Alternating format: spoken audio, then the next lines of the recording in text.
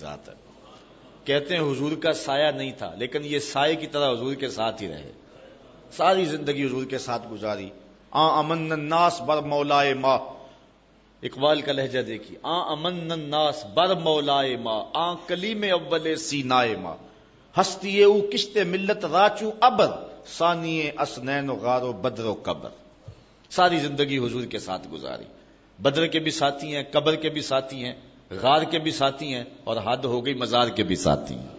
جے شک ہووی تے چل مدینے، آ ویخ لے جوڑ مزاراں دا، بن یار نبی دیاں یاراں دا. حضور علیہ السلام نے ارشاد فرمایا، حضرت ابو سعید خدری سے روایت ہے، ان النبی صلی اللہ علیہ وسلم قال ان من امن الناس علی فی صحبتہ و مالہ ابو بکر. فرمایا اپنی صحبت اور اپنے مال سے جس نے سب سے زیادہ میرے اوپر احسان مندی کی ہے، اس شخص کا نام ابو بکر ہے.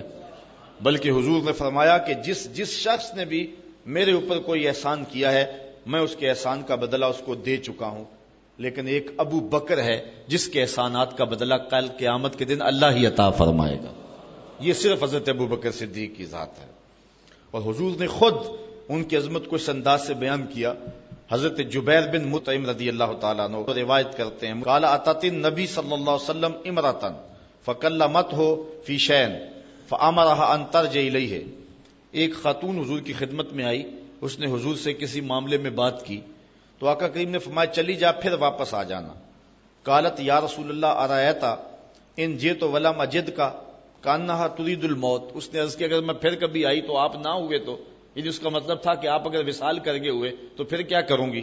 قال فإن لم تجدنی فاتی ابا بکر، اگر میں نہ ہوا تو ابو بکر تو ہوں گے نا.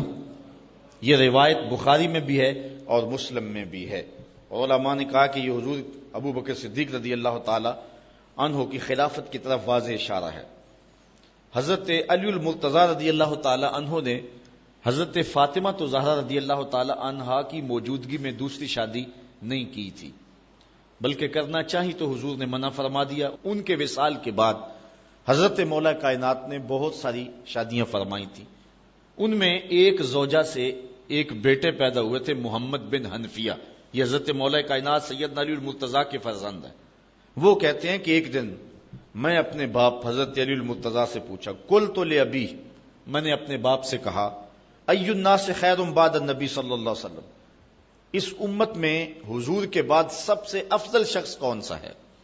میں نے پوچھا حضرت علی المرتضیٰ سے، اپنے والد گرامی سے. قال ابو بکر، تو حضرت مولا کائنات فرمانے لگی ابو بکر ہیں.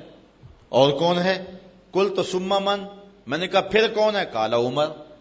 عمر کہتے ہیں وخشیت ان یقول عثمان، میں نے تیسری بار نہیں پوچھا کہ پوچھا تو حضرت عثمان کا نام نہ لیں. تو کہتے ہیں قلت ثم انت، میں نے کہا اچھا پھر تیسرے آپ ہوئے. قال ما انا الا رجل من المسلمین، کہا میں تو مسلمانوں سے ایک عام آدمی ہوں. تو یہ کہہ کر کے جو ہے وہ آپ نے عجز کیا، کسر نفسی فرمائی.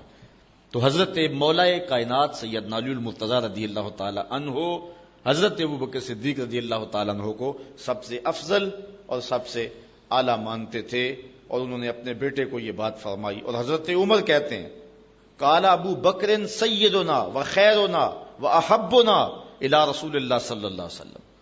کہتے ہیں کہ ابو بکر کی کیا پوچھتے ہو، وہ ہم میں سے ہمارے سردار بھی تھے، ہم میں سے افضل بھی تھے، اور حضور سب سے زیادہ جس شخص سے پیار کرتے تھے اس شخص کا نام بھی ابو بکر ہی تھا. سب سے زیادہ حضور ان سے ہی پیار کیا کرتے تھے.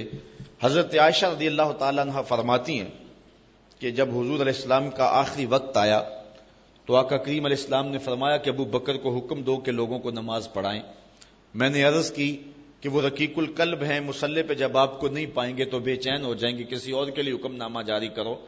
تو حضور علیہ السلام نے جو جواب دیا وہ ایک طویل حدیث ہے، لیکن حدیث کا ایک حصہ ہے کہ حضور علیہ السلام نے فرمایا لا ینبغی لقوم فیہم ابو بکر ان یؤمہم غیرہ، کسی قوم کے لیے مناسب ہی نہیں ہے کہ ابو بکر ان کے اندر رہتے ہو اور امامت کوئی اور کروائے. ابو بکر کا حق ہے کہ وہ امامت کروائیں.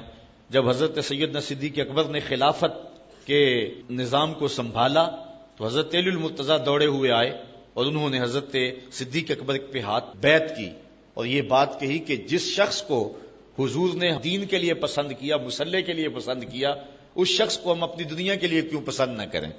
تو حضرت مولا کائنات رضی اللہ تعالیٰ عنہ نے آ کے آپ کے ہاتھ پہ بیعت کی۔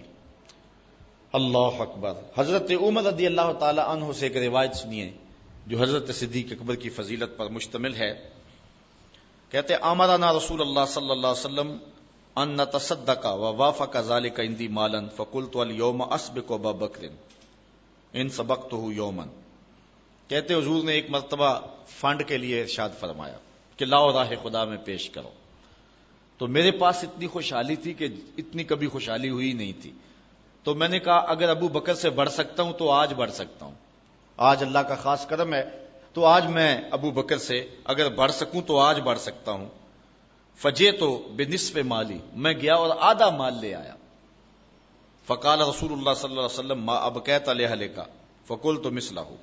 حضور نے پوچھا عمر گھر والوں کے لیے کیا چھوڑا ہے؟ میں نے کہا اتنا ہی چھوڑ آیا ہوں، جتنا لے آیا ہوں اتنا ہی چھوڑ آیا ہوں، آدھا لے آیا ہوں آدھا چھوڑ آیا ہوں۔ وَأَتَى ابو بکر رضی اللہ تعالیٰ عنہ بكل ما عنده۔ کہتے ہیں پھر ابو بکر سارا مال ہی سمیٹ کے لے آئے۔ اللہ اکبر۔